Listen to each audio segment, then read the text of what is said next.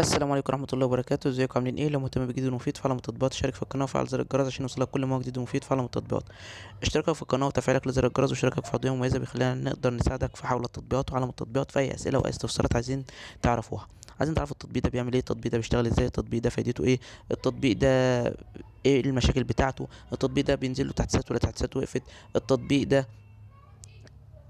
بتشارك عليه ازاي، بتلغي الاشتراك من عليه ازاي. كل ده بنقدر نعرفه لكم من خلال فيديو شرح مفصل ومبسط للتطبيق، مميزاته وعيوبه، وازاي بيشتغل وازاي بتشترك عليه وازاي بتلغي الاشتراك وكل حاجه عن التطبيق. طبعا ده بيتطلب مننا وقت وجهد ان احنا نحمل التطبيق ونشتغل عليه اكتر من عده ايام. عشان كده بدعوكم ان انتوا تشتركوا في القناه وتفعلوا زر الجرس وتشتركوا في عضويه مميزه عشان نقدر نرد على كل الاسئله والاستفسارات بتاعتكم. النهارده ان شاء الله مع شرح تطبيق جديد هو اسمه تطبيق تعاهد. التطبيق ده مساحته 36 ميجا وحمله اكتر من 100,000 شخص. التطبيق ده تطبيق خاص، بتقدر ان انت تحفظ القرآن أو تحفظ أو تراجع القرآن مع ناس يعني زي شيوخ كده. إن أنت تكون بتعرف تقرأ القرآن بصورة صحيحة، بدون بالنطق الصحيح لكل حرف والنطق الصحيح لكل كلمة، بتقراها على مشايخ كبار.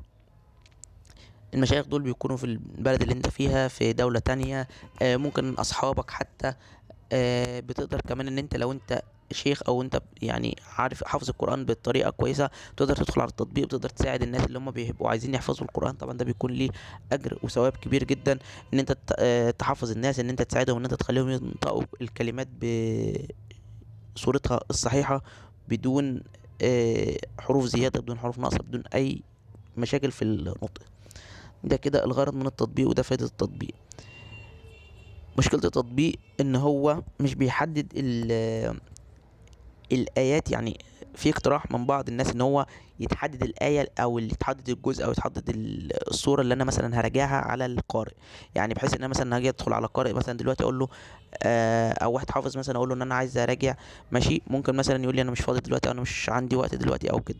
انما لو انا مثلا كاتب على الصفحه بتاعتي انا محتاج ان انا اراجع مثلا الصوره الفلانيه او من في الصوره الفلانيه من الايه كذا للايه كذا، لو حد متاح او حد فاضي ممكن يجي يراجع لي يعني، او يشوفني في الحفظ، او يشوفني في ان انا بقرا بصوره صحيحه ولا لا. دي بقى هتكون بشكل افضل، ودي برضه هتخلي الشخص مثلا يعني هقرا مثلا جزء صغير وواحد تاني مثلا يقرا جزء كبير. فلو انا مثلا عندي وقت صغير مثلا ربع ساعه نص ساعه، ممكن اشوف الشخص اللي هو هيراجع الجزء الصغير ده. اما لو واحد تاني مثلا شخص ممكن هيراجع جزء كبير، مثلا هيراجع صوره كامله، آه، هتاخد مثلا معاه ساعة ساعتين، ممكن يكون الشخص اللي هيراجع له مش فاضي للوقت ده كله. فدي ميزة وده اقتراح يعني يا ريت يتنفذ او يا ريت يتحط في التحديثات القادمة. بس كده ده الغرض من التطبيق بالنسبة للمميزات والعيوب. لو عجبك شرح التطبيق يا ريت تدوس لايك الفيديو. لو عايز شرح التطبيق معين يا ريت تسيب لي في كومنت. لو اكتشفت ميزة عيب للتطبيق في أي تحديث من التحديثات القادمة اكتبها في تعليقات الفيديو. وشكرا لحسن استماعكم، والسلام عليكم ورحمة الله.